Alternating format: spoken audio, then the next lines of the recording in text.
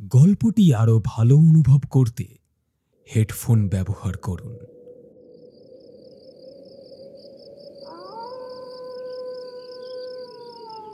1941 সালের বসন্ত মাস।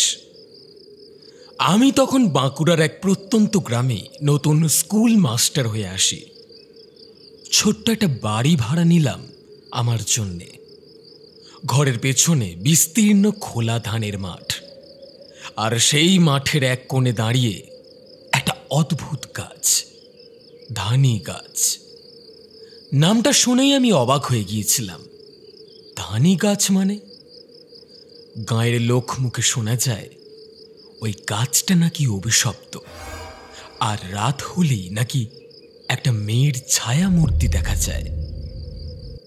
এখন তোমরা শুনছ ভয়ঙ্কর ভ্রমণ, যা দেখে নয় শুনে অনুভব করো। প্রায় অনেক বছর আগের ঘটনা। শ্যামলী নামে নাকি এক মেয়ে ছিল। হঠাৎ একদিন তার মৃতদেহ পাওয়া যায় ওই গাছের পাশে জমিতে। সবাই ভেবেছিল হয়তো আত্মহত্যা, কিন্তু ময়না তদন্ত করে জানা গেল ওটা আত্মহত্যা না, ওকে কেউ মার্ডার করেছে। সেই রাত থেকেই যেই ওই গাছের দিকে যায় আর ফিরে আসে না। ওই গাছটা শ্যামলীর রূপ নিয়েছে। ওর আত্মা এখনো মুক্তি পায়নি, গলার রক্ত চায়। সবাই বলে অমাবস্যার রাতে ধানি গাছের নিচে তন্ত্র হয়।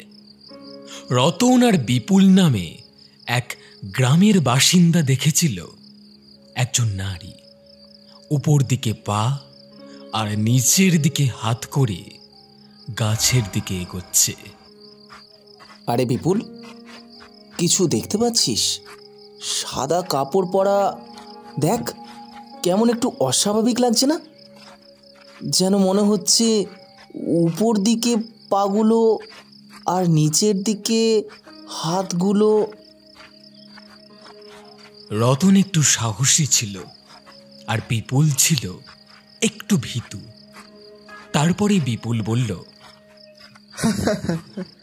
তুই কি আমাকে ভয় দেখাচ্ছিস আমি একটু ভীতু বলে? হে, ওই সব ভূতের আমার ভয় নেই। ও তুই যতই বল না কেন, আমি ভয় করব না। তাড়াতাড়ি বাড়ি চল, নয়তো বাড়ির লোক আবার চিন্তা করবে। অনেক রাত হয়ে এলো। না রে বিপুল, আমি ইয়ার কি করছি না, আর তোকে ভয় দেখাচ্ছি না। তুই একটু ভালো করে দেখ, লক্ষ্য কর। দেখ, কে যেন মনে হচ্ছে ওইভাবেই হেঁটে চলেছে। দেখে কোনো নারী মনে হচ্ছে। আরে তুই যার কথা বলছিস আর ও যেইভাবে হাঁটছিল বলছিস, ওইভাবে কারা হাঁটে জানিস? ডাইনিরা। আর তুই এখানে ডাইনি কোথায় পাবি? তোর কি মাথা পাগল হয়ে গেল নাকি?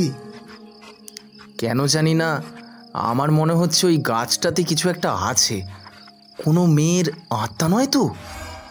বুঝলি বিপুল, তুই এইখানেই দাঁড়া, আমি একবার গিয়ে দেখে আসি।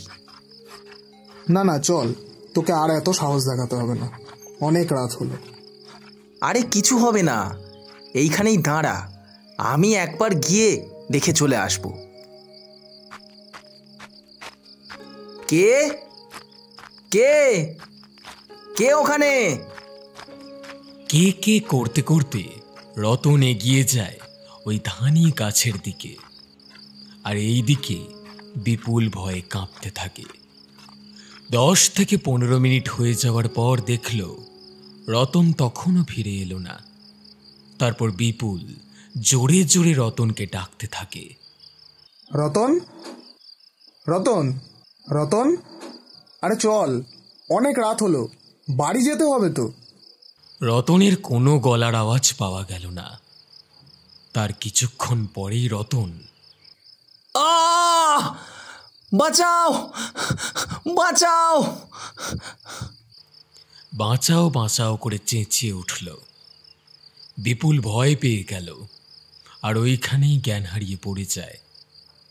পরদিন সকালে গ্রামবাসীরা ওকে দেখে বাড়িতে নিয়ে যায়, আর তার কিছুক্ষণ পর বিপুলের জ্ঞান ফিরে আসে। আর রতন রতন বলে ডাকতে থাকে। গ্রামবাসীরা সব ভয় পেয়ে যায়, আর তারপরেই বিপুল সেই রাতের ঘটনা সব খুলে বলল।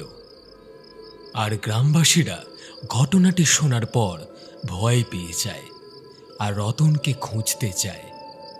অনেক করে খোঁজার পর রতনকে খুঁজে পাওয়া যায়, কিন্তু রতনের শরীরটা নয়, শুধু মাথাটা পড়ে আছে। গ্রামবাসীরা দেখে ভয় পেয়ে যায়, আর তখন থেকেই নিয়ম, গোধূলি ছাড়িয়ে কেউ আর ও মাঠে যায় না। এসব ঘটনা শুনে আমার মাথায় কেমন যেন একটা খোঁজ খোঁজ করছিল।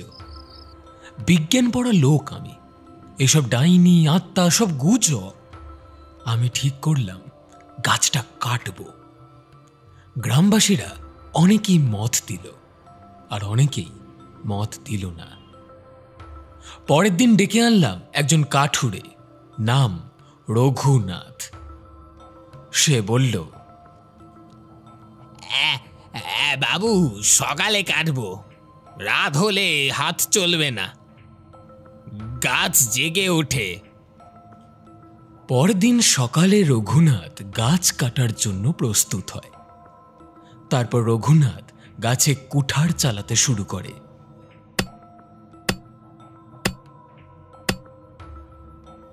তিন চারটে চোপ মারার পর কুঠার ভেঙে যায়।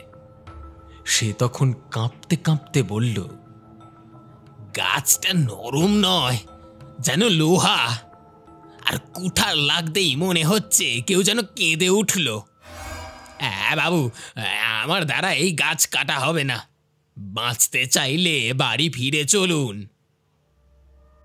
এই বলে যে যার বাড়ি চলে যায়, আর এইভাবেই চলতে থাকে। সন্ধ্যের পর কেউ ওই রাস্তা দিয়ে যায় না। একদিন আমার স্কুল থেকে ফিরতে সন্ধ্যা গড়িয়ে রাত হয়ে যায়, আর সেদিন ছিল অমাবস্যার রাত। তাড়াতাড়ি বাড়ি ফেরার জন্য ওই রাস্তা ধরে হাঁটছি। কিছুটা পথ যাওয়ার পর আচমকা চারিদিক যেন নিস্তব্ধ। পিছন থেকে একটা হিমেল নিঃশ্বাস আমার ঘাড় ছুঁয়ে গেল। একটা গলা ফিস ফিস করে বলল, কিরে, কাটবি না আমাকে? কাটবি না? আমি ভয়ে থমকে দাঁড়িয়ে পড়লাম। কে কে কে ওখানে? তারপর পিছু ঘুরে দেখলাম একজন নারী, পরনে সাদা শাড়ি, চুলগুলো অগোছালো, আর সে দাঁড়িয়ে আছে উপর দিকে পা আর নিচের দিকে হাতগুলো। সেই বিভৎস চেহারা দেখে আমার পুরো শরীর ঠান্ডা হয়ে যায়। কি করব খুঁজে পাচ্ছিলাম না। চিৎকার করে ডাকার মতন ক্ষমতাটাও ছিল না। মুক্তি, মুক্তি, মুক্তি চাই আমি। অমাবস্যার রাতে এই গাছের নিচে একটা ছাগল বলি দিবি, আর সেই রক্ত আমাকে পান করাবি, তবেই আমার মুক্তি। আর যদি না পারিস, তাহলে তাহলে তোর গলার রক্ত খাবো। তারপর ওই ছায়ামূর্তি মিলিয়ে যায় ওই গাছের সাথে, আর তার সাথে সাথে আমি জ্ঞান হারালাম। চোখ খুললাম সকালে, ঘরের পেছনে পড়ে আছি। হাত পা কাঁপছে, জামা কাপড় কাদা আর রক্তের দাগ। দেওয়ালের গায়ে লেখা একটা লাইন, মুক্তি, আমার মুক্তি চাই। তারপরে গ্রামবাসীদের সব ঘটনা খুলে বললাম। তারা পরের অমাবস্যার রাতে ওই গাছের নিচে পুজো দিয়ে ছাগল বলি দিল, আর সেই রক্ত তাকে পান করানো হলো। তারপর তার আত্মার মুক্তি পেয়ে যায়। আর সেই দিন থেকে সেরকম কোনো ছায়ামূর্তি বা কোনো অস্বাভাবিক ঘটনা ঘটতে দেখা যায় না। আজও শ্রীহরি গ্রামে সেই ধানি গাছ আছে, আর শ্যামলীর আত্মাও মুক্তি পেয়ে যায়। গল্পটি ভালো লেগে থাকলে লাইক, কমেন্ট, শেয়ার করতে ভুলো না। আর আমাদের পরিবারে নতুন হয়ে থাকলে তাড়াতাড়ি সাবস্ক্রাইব করে নাও, কারণ এই রকমই রোমাঞ্চকর ভৌতিক গল্প তোমাদের কাছে আনতে থাকবো।